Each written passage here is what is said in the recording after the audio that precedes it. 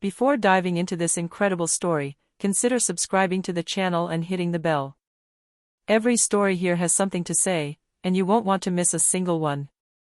Rain fell in fine drops on the slippery streets of Springville, a small town where everyone knew each other. Emily Johnson, 24, walked briskly to her car after a long day at the hospital.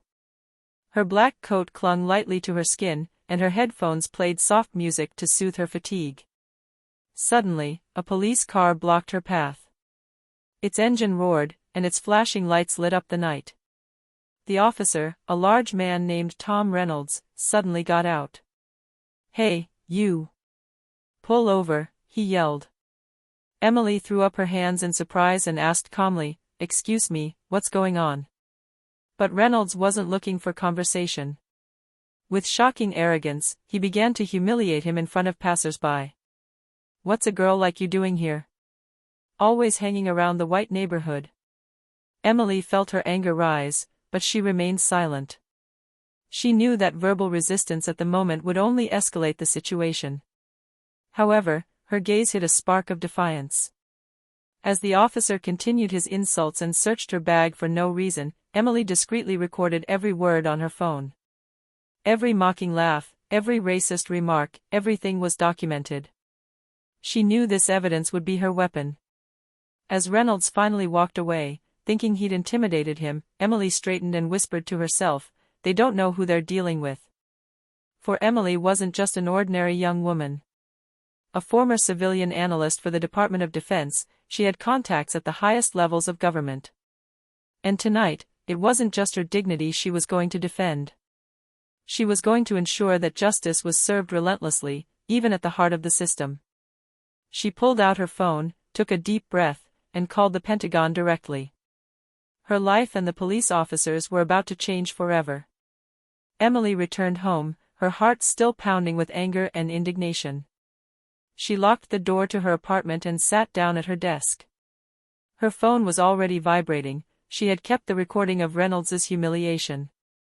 Every word, every contemptuous laugh, every look of superiority from the police officer was etched into that file. She knew the local police would cover for her colleague if she simply filed a complaint. The town was small, and Reynolds had a reputation as a tough guy. But Emily had an advantage no one suspected. Her time at the Department of Defense had taught her to act quickly and efficiently. She dialed the number she'd memorized years ago. A neutral voice answered, but Emily quickly explained the situation. Her words were precise, factual, almost surgical: date, time, location, and most importantly, the audio and video evidence. "We'll look into this immediately, Ms. Johnson," the voice replied. "Can you remain available for follow-up?" Emily nodded, even though the other person couldn't see her. She knew a federal investigation was underway. And for Reynolds, that meant his arrogance and racism wouldn't go unpunished. But what the police officer didn't know was that Emily didn't just want justice for herself. She wanted to send a clear message: abuses of power and humiliations based on skin color would no longer be tolerated, not in her city, and not in this country. As she charged her phone and prepared for the night, Emily felt a strange mix of apprehension and satisfaction. The storm was far from over. The real battle, the one that would expose the corruption and racism of her small corner of the world, had only just begun. The next morning, Springville seemed calm as always. But in the police station offices, an unusual tension hung. Tom Reynolds, the officer who had humiliated Emily, was already receiving unusual calls. His superior, visibly nervous, advised him to stay in the office and speak to no one. Meanwhile, Emily, still at home, was following the events remotely. She had already received a secure email from the Pentagon confirming that a federal investigation had been opened. Specialized agents would be coming to her city to examine the incident, speak to witnesses, and analyze the recording. For the first time since the humiliation, Emily felt a wave of relief. Justice was taking shape. Reynolds, however, didn't understand what was happening to him. Rumors of a federal investigation began to circulate among the local police. Some murmured under their breath, while others eyed him with suspicion. The man who thought himself invincible was beginning to feel the first shivers of fear. That afternoon, two plainclothes officers approached Emily. Professional, polite, yet resolutely determined, they led her through a series of questions. Can you show us the recording? Were there any other witnesses? Every detail was crucial. Emily answered calmly, each word reinforcing the strength of her case. Miles away, Reynolds was beginning to understand that this case was about more than just a complaint. His racist and abusive behavior would now be scrutinized by professionals trained to leave no stone unturned. Fear set in. For the first time, he felt vulnerable. And Emily knew the real work was just beginning. She had just sown the first seeds of radical change in her town, and soon everyone would have to face the consequences. Word began to spread throughout Springville. Residents, initially incredulous, learned that a federal investigation had been opened against one of their own. Social media erupted, videos, screenshots, and testimonies quickly circulated, denouncing Reynolds' racist behavior. The town, which had seemed asleep, suddenly found itself in the spotlight. Reynolds, locked in his office, watched his reputation crumble minute by minute. The calls from the police station were now incessant: journalists, citizens, superiors. Everyone wanted to know what had really happened. His arrogance was gone, replaced by a mixture of anger, worry, and panic. Emily, meanwhile, watched the storm unfold from her apartment. She received messages of support from all sides, from former colleagues at the Pentagon to neighbors who previously had been silent. Every comment, every encouragement, strengthened her resolve.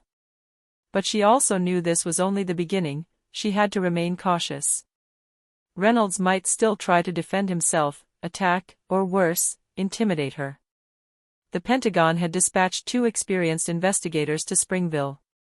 Their arrival coincided with the first press conference, where Emily was invited to testify before the local media.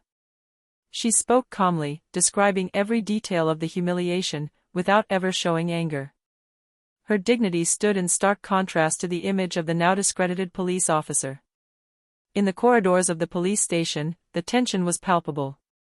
Some of Reynolds's colleagues were beginning to whisper that they should have acted differently, that they should have reported his behavior long ago. But for Reynolds, it was already too late. The foundations of his career were beginning to crumble under federal and media pressure. Emily, for her part, felt a strange sensation, a mixture of impending justice and responsibility. She had just set in motion a machine she could no longer stop. And somewhere deep down, she knew that this storm would reveal even more hidden truths about her city, and about those who thought they could abuse their power without consequence. Federal investigators had begun their work early in the morning. Emily accompanied them to identify the exact locations of the incident, present witnesses, and, most importantly, provide the video recording she had made. Every detail mattered: the way Reynolds spoke, his gestures, even the contemptuous tone he used. Inside the precinct, Reynolds felt the pressure mounting. Federal agents were requesting reports, surveillance videos, and testimonies from his colleagues.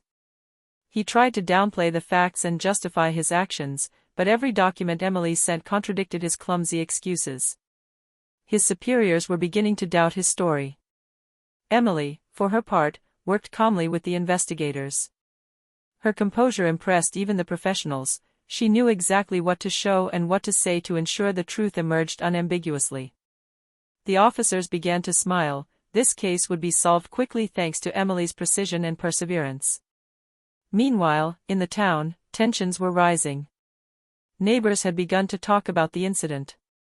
Some openly criticized Reynolds, while others were still in shock, unable to believe that such racist behavior could exist in their small community.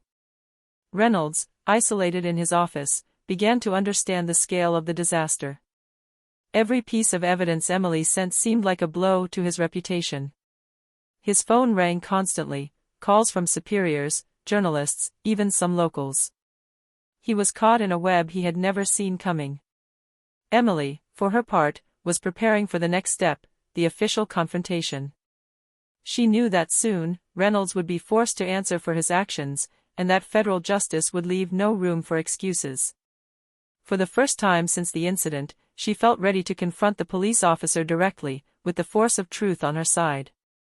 The news had now spread throughout the city. Local newspapers were publishing detailed articles, social media was saturated with videos and comments, and the tension on the streets of Springville was palpable. Reynolds, once confident, was beginning to show signs of panic. Every glance, every whisper in the precinct seemed to point the finger at him. At an internal meeting, his superiors questioned him harsher than ever. The federal agents demanded detailed explanations for his actions and past behavior. Reynolds tried to justify his actions, but Emily's recording spoke for itself. He couldn't deny the facts. Emily, meanwhile, watched all this from her apartment. A mixture of satisfaction and nervousness washed over her. She knew Reynolds was in trouble, but she also understood that this case wouldn't be limited to him alone. The entire city would be forced to reflect on the racism and abuse of power that existed before their eyes. On the streets, residents' reaction was divided. Some still defended Reynolds, refusing to believe that the man they knew could act like this. Others, encouraged by Emily's courage, dared to denounce the injustices they had long ignored. Social tensions were rising. The city had never faced such a scandal. Reynolds, sensing his career and reputation crumbling, began to act desperately. He contacted influential friends and attempted to intimidate certain witnesses. But Emily, protected by federal investigators and armed with solid evidence, would let nothing slide. Each attempt at manipulation failed, strengthening his position. As public panic reached its peak, Emily realized one thing: the moment of official confrontation was approaching. Reynolds would have to answer for his actions in front of the entire town, and the unforgiving truth would come out. The day of the confrontation arrived.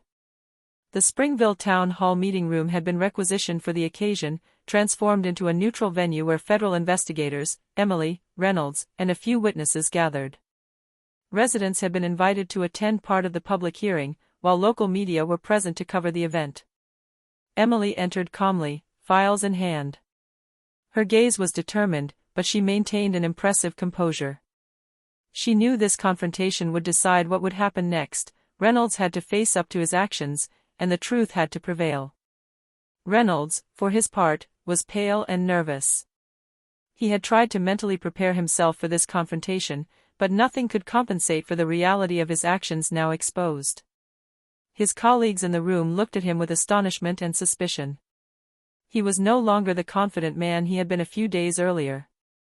Federal investigators began by laying out the facts, the video recording, the testimonies of bystanders, and additional evidence obtained from local police.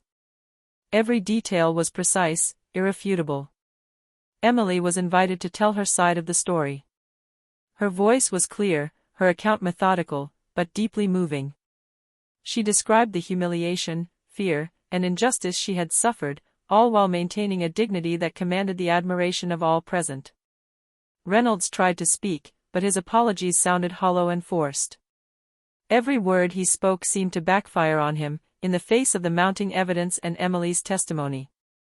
The murmurs in the room grew louder, many were shocked by his behavior, and some silently applauded Emily's courage.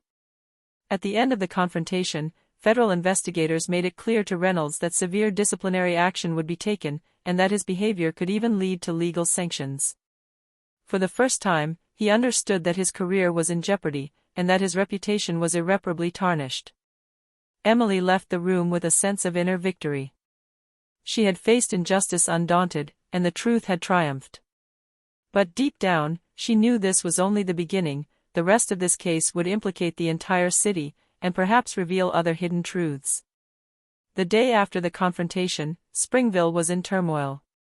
Residents discussed the incident in cafes, shops, and on social media.